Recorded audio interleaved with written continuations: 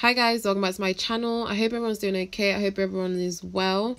I know I haven't posted a proper YouTube video in a very long time, and it's because right now my life is just so disorganized. I have a bunch of pre-recorded videos that I just haven't been able to edit yet, but once uni is over and uni stress is just out of my life, I'll be able to post these videos and I hope you'll enjoy them.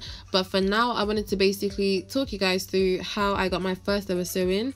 And for the first one, I thought, why don't I just go for something natural so I don't have to keep manipulating my natural hair to suit the bundles. So the bundles are from ToAllMyBlackGirls.com. They're a UK-based black-owned business that caters to black girls. So it doesn't matter what your hair texture is, whether it's 4B, 4C, 4A, or 3B, 3C, 3A, they'll definitely have bundles for you.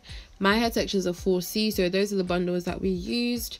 And here it is. So initially, the bundles are super soft, and Lysandra did my hair. She has her own studio based in London. She also has her own YouTube channel. Make sure you support, go and subscribe to her. But yeah, so the whole process didn't take too long. It took about an hour and a half, and I loved the way the hair turned out. I loved how big it was and how much volume it had.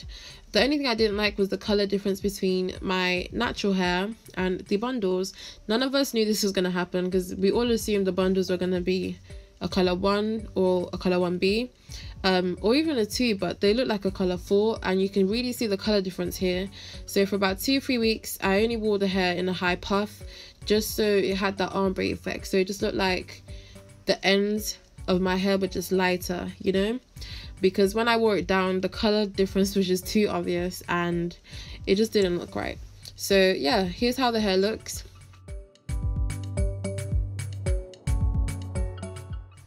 So next, I'm basically just going to show you guys a few hairstyles that I wore the hair in, both before and after I dyed it. So this was before I decided to dye it black, and like I said, I could only really wear it in a high puff, and to create this puff I always used edge wax around the perimeter of my hair, and right now it looks white but it did dry clear, and then I just brush it upwards and then use some type of string, whether it was a shoelace or anything I could find. I don't know what happened there.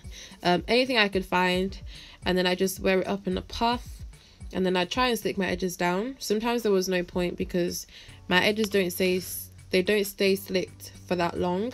So like I said, once I put it up in a high puff, you couldn't see the color difference. It just looked like a nice ombre effect.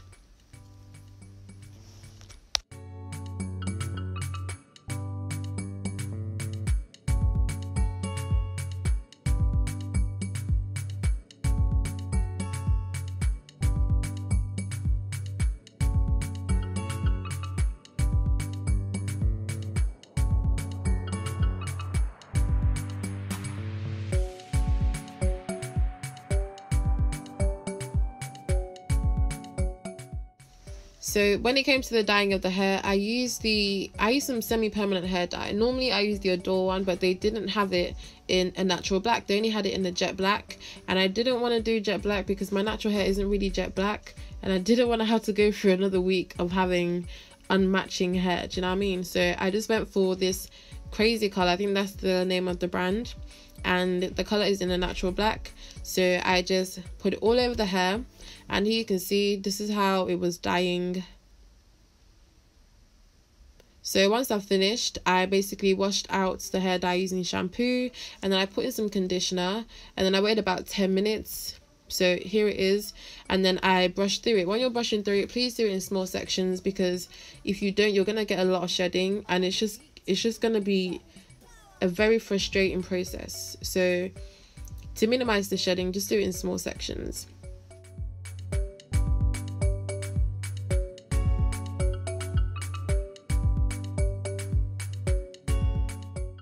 So here I'm just going to show you 2 more hairstyles that I was able to do once I had dyed the hair. So first we have the half up, half down.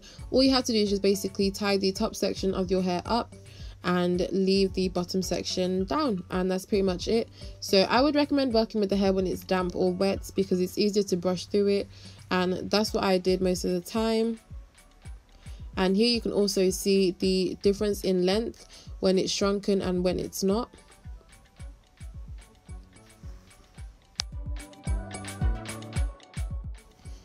And then finally we have space buns. Now this is also a really easy hairstyle. It's similar to the first one, but you just separate the top section in half again, and then you basically wrap it around to create this kind of bun.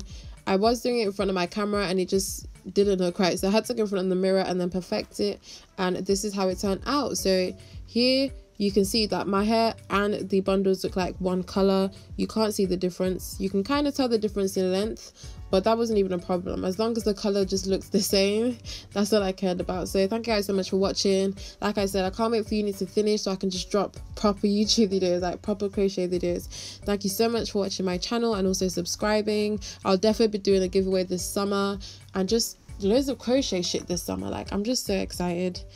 And yeah, thank you guys so much for watching and have a nice day. See ya.